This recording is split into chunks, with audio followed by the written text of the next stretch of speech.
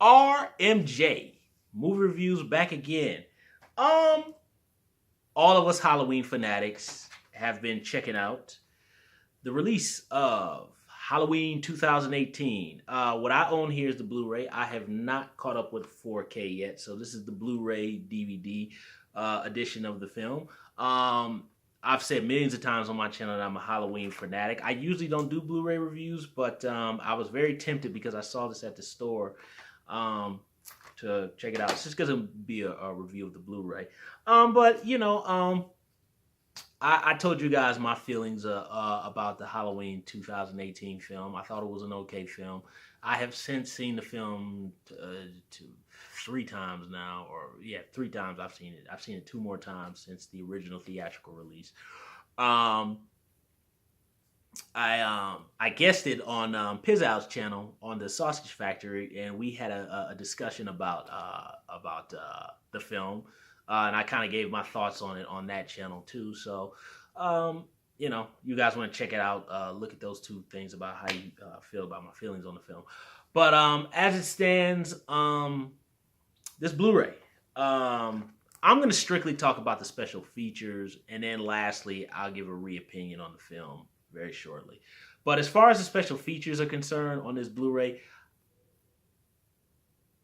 I'm very confused about the state of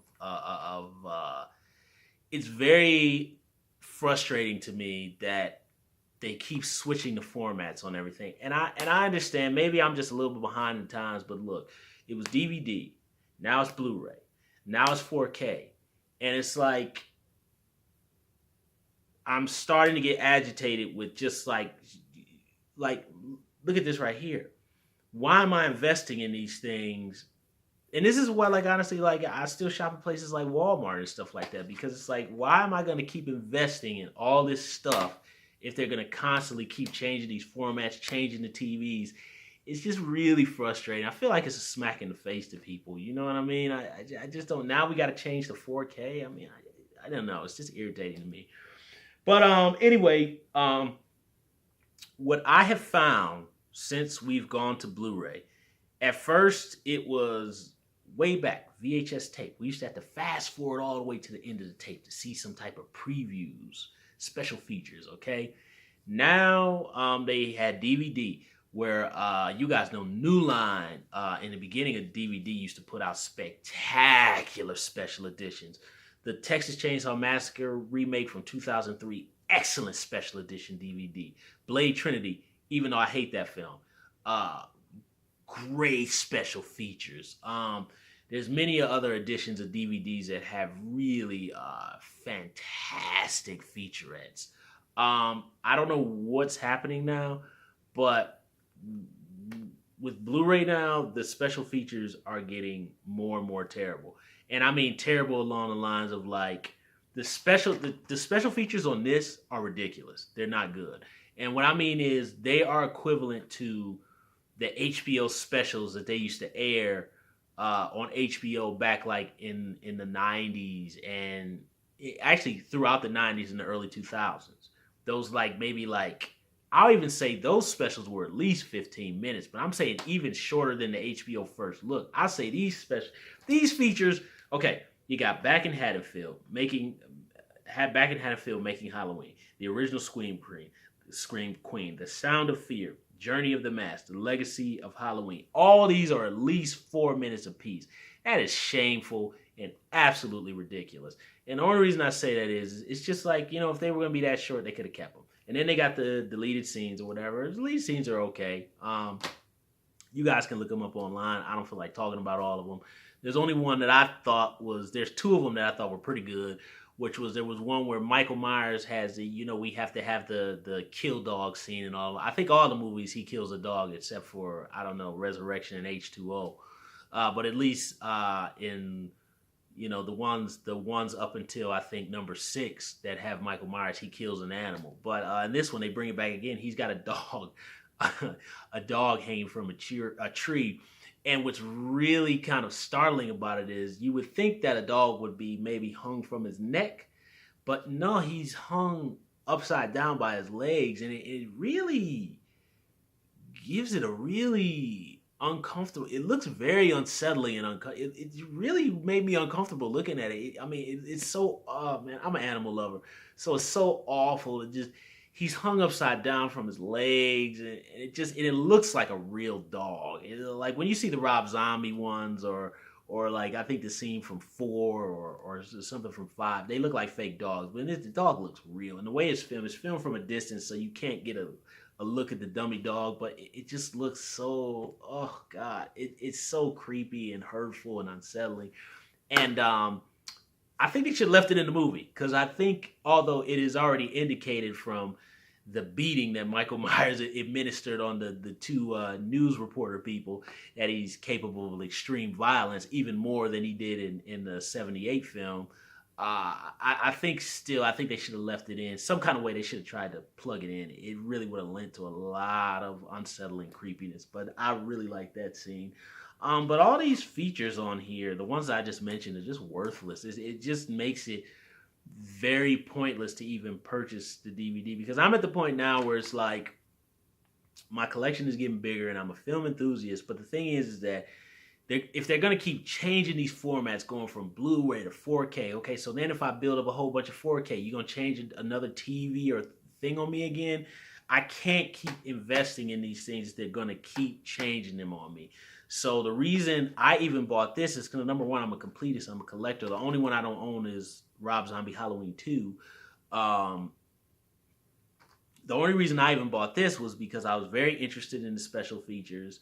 And I'm a Halloween fan. I enjoy the scenes in this movie with Michael Myers, minus the Dr. Sartain scene where he puts him in the back of the car. But I'm a Halloween fan, I'm a Michael Myers fan, and I'm a Jamie Lee Curtis fan, so I love the character of Michael Myers and Laurie Strode. But I was hoping they would dig a little bit deeper, seeing that the director, David Gordon Green is very passionate about the project, and Danny McBride, they're very passionate. Everybody who made this movie is very, very passionate about the film, and I really would have liked if they could have just digged a little bit deeper than just these 4-minute features. I just kind of feel like that stuff is just a smack in the face. And you look at like people like I'm sorry guys, the gentleman who wrote Halloween 6. Why am I drawing a blank right? Oh my God, I forgot his name, guys. But anyway, the gentleman who wrote Halloween 6 and the other guy who helps with a lot of the special features on Shout Factory, and the other gentleman who wrote Crystal Lake Memories. You look at these guys who are, and I love all those guys' work. I think they're fantastic. You see these guys out in the field, they're passionate about the genre, and they're putting in that work. And to see such a passionate project, because this movie is a passion project, because I know it was a lower budgeted film, which is fine, because that's what it should be. And to see these scant special features for such a passionate project, for me as a film lover, an aspiring filmmaker, actor, it's just very upsetting to me, because I really want to know the process. I really want to see these things. I love the special features on Blu-rays, and for them to have such a for such a passionate project, to have these scant features, and have it on these Blu-rays and 4Ks, I think it's just kind of a smack in the face to fans. Maybe I'm being overly dramatic, but I just, and that leaves the film. And the film is okay. It's okay. I have my issues with it. Did I have as much fun with it as some of other films in the franchise? No. Did I enjoy it more than Rob Zombie's Halloween 2? Absolutely. Did I enjoy it more than Rob Zombie's remake from, goodness, what year was that? 2007?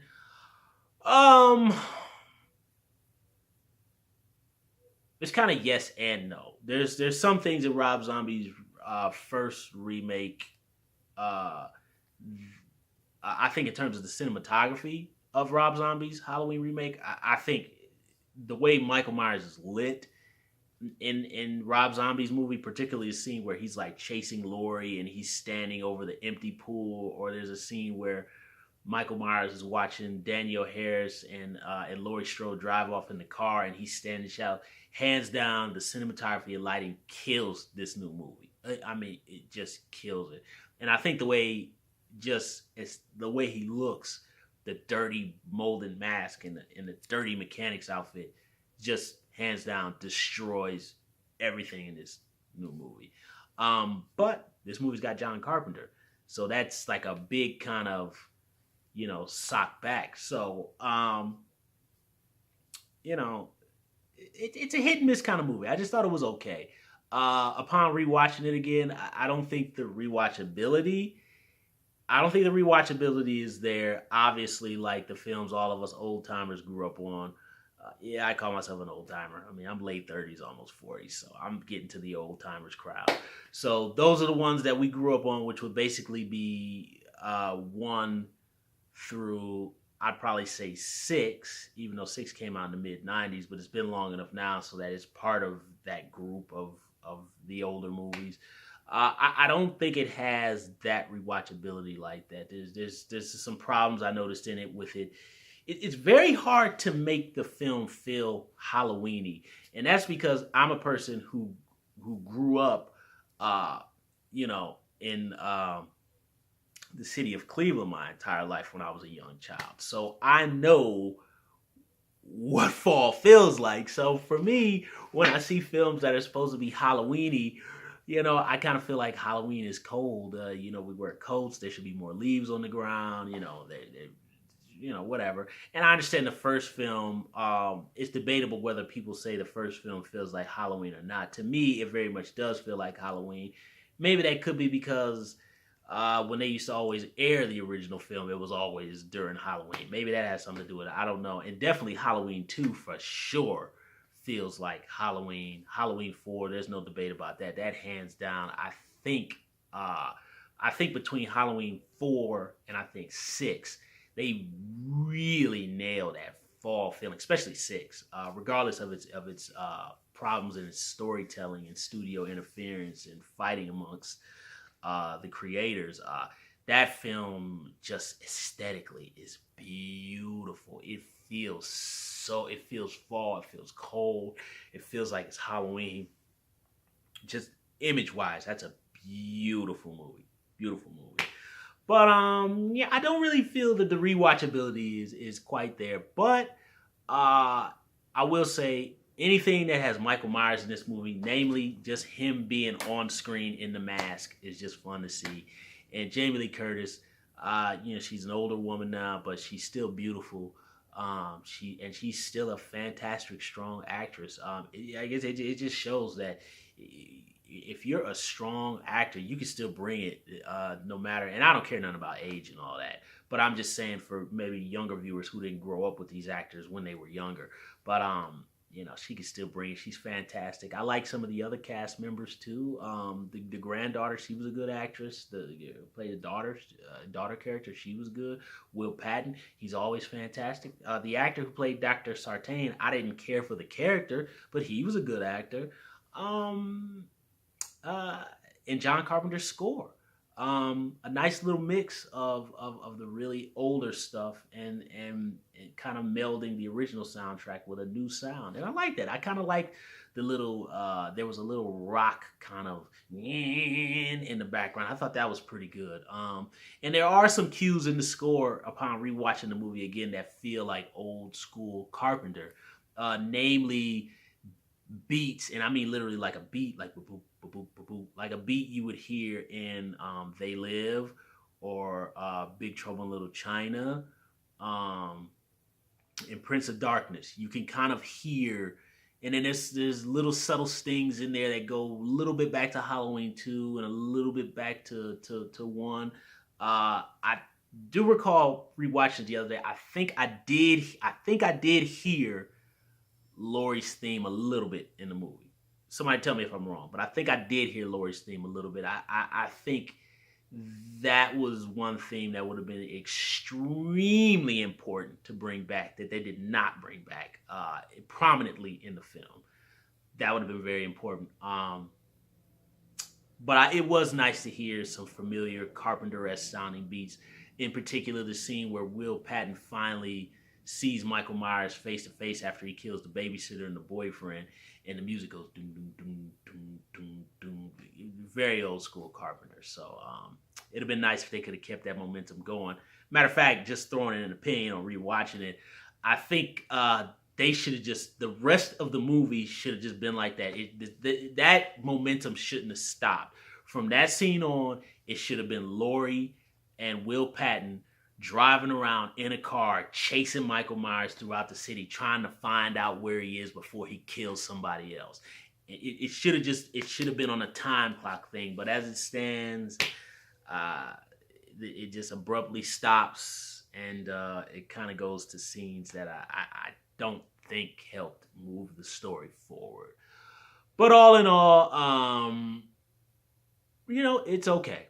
It's okay. I think it's a passion project, and I think, it's to keep going back to a well like this, which is long, well dried, it's very hard to do. So those are my thoughts on this Blu-ray. If you're going for the special features, and I from what I've heard, it's the same on the 4K. Special features is just not worth buying. It's just not. Save your money. But if you are a Michael Myers completist like myself, and for those of you who really enjoy the film, as indicated when I bought it from the store, it was all sold out. I actually found this on a whim. This was like, I think in like a candy shelf or something. I was like, oh, there it is. And then I looked at it and I was like, oh, good condition, still wrapped. All right, I'll buy it. The movie's pretty popular. So those are my thoughts on Halloween 2018 Blu-ray. Thumbs up the video, subscribe to the channel, share the video. Don't forget to hit the little bell, ding, ding, ding, and leave comments down below about Halloween 2018 Blu-ray. RMJ Movie Reviews. I will see you all soon.